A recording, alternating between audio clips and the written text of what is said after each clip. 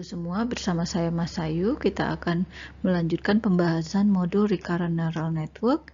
Kita akan membahas pada video ini tentang forward propagation dengan kasus sequence classification.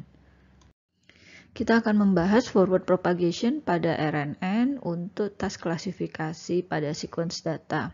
Banyak task klasifikasi yang bisa diaplikasikan pada sequence data. Salah satunya adalah memprediksi data yang akan muncul di akhir sequence yang diberikan. Sebagai contoh, kita punya sequence A, B, C, C, D sebagai representasi untuk misalnya sequence browsing history. Aplikasi bisa menebak link yang menarik untuk penggunanya ketika pengguna tersebut sedang browsing.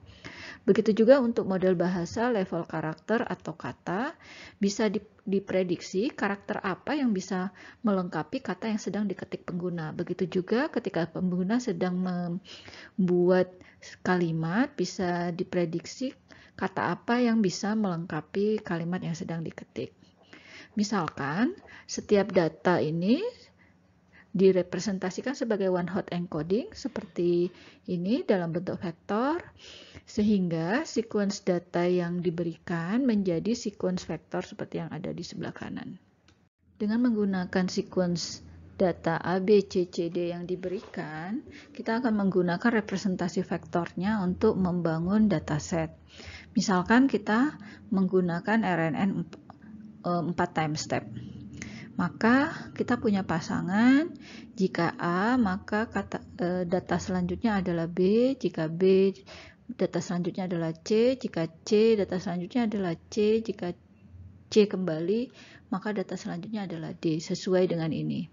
Jadi data pertama A, data selanjutnya adalah B, data inputnya adalah B, data selanjutnya adalah C, dan seterusnya. Dari sini kita bisa membangun dataset seperti ini. Jadi A ke B, B ke C, C tetap C, lalu C menjadi D sesuai dengan sequence yang diberikan. Sekarang kita akan merancang RNN yang dapat digunakan untuk sequence data yang diberikan. Misalkan tadi one hot encodingnya berukuran 4 sehingga itu menjadi ukuran feature untuk input layer, sehingga X-nya 4 feature, lalu hidden layernya kita pilih adalah 3 neuron, dan output layernya memiliki 4 neuron. Untuk hidden layernya menggunakan fungsi aktivasi tanha, sedangkan output layer akan menggunakan softmax karena memilih dari 4, misalkan hanya ada 4 pilihan A, B, C, atau D. Jadi kita menggunakan softmax. Nanti matriks U akan berukuran 3 kali 4, yaitu jumlah hidden neuron dikalikan dengan input dimensionnya. Matriks V adalah 4 kali 3, W adalah 3 kali 3. Untuk jaringan ini, inisialisasi bobotnya misalkan dilakukan secara random. Kita akan melakukan forward propagation menggunakan inisialisasi bobot ini. Misalkan ini adalah hasil perhitungan forward propagation-nya. Kita akan lihat dari satu instance yang dilakukan. Ketika inputnya adalah A, maka akan dihitung nilai dari setiap neuron, nilai hidden state-nya. Kemudian begitu juga akan dihitung nilai dari hasil softmax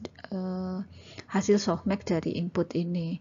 Jadi bisa dilihat di sini nilai yang paling tinggi adalah memberikan A. Jadi walaupun targetnya sendiri harusnya B, karena ini kita masih menggunakan bobot yang random. Untuk time step kedua, ini adalah B, seharusnya targetnya adalah C, sudah diberikan juga hasil perhitungannya dengan bobot random yang kita gunakan.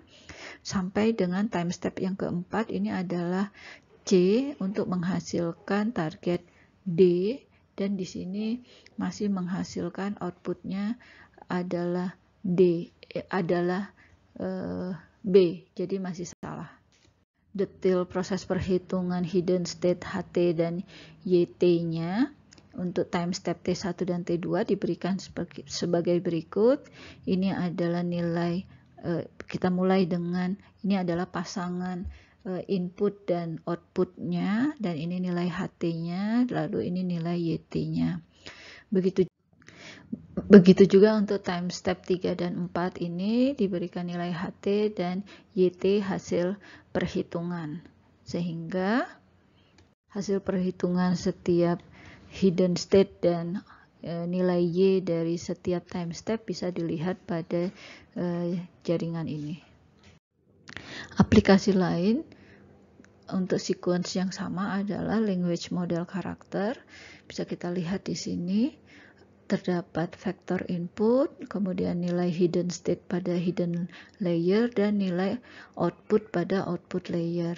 Nilai outputnya belum dalam bentuk peluang, tetapi masih nilai sebelum masuk ke softmax.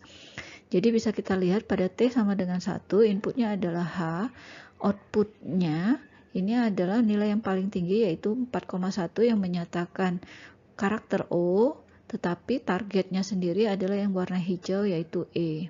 Jadi masih ada yang salah di sini. Begitu juga untuk time step kedua, inputnya adalah He. Di sini kita mengetikkan hello sebenarnya. Ketika mengetikkan E, karakter targetnya adalah L. Bisa kita lihat di sini nilai tertinggi itu ada pada output O juga, padahal targetnya L. Begitu juga untuk time step ketiga, inputnya adalah L dan outputnya adalah L. Di sini sudah sesuai dengan yang seharusnya. Kemudian untuk time step yang keempat, inputnya adalah L, lalu outputnya adalah O, dan targetnya benar adalah O. Terakhir, materi tentang bagaimana menghitung softmax. Ketika kita memiliki nilai seperti kasus untuk time step 1, dengan nilai pada output layer adalah 1, 2,2, minus 3, dan 4,1 yang menyatakan targetnya adalah E tapi outputnya sendiri adalah O, 4,1. Perhitungan nilai peluangnya adalah kita menghitung nilai E dari E pangkat dari nilai Z-nya di sini, ini adalah nilai Z-nya. Kemudian kita jumlahkan total dari E pangkat Z-nya, lalu peluang Z itu adalah nilai dari E pangkat Z dibagi dengan nilai totalnya. Dan ketika dijumlahkan ini nilainya adalah 1. Sebagai penutup, kita sudah membahas tentang sequence classification, termasuk konstruksi datasetnya bagaimana dan menghitung HT dan YT. Pada video berikutnya kita akan membahas tentang arsitektur RNN.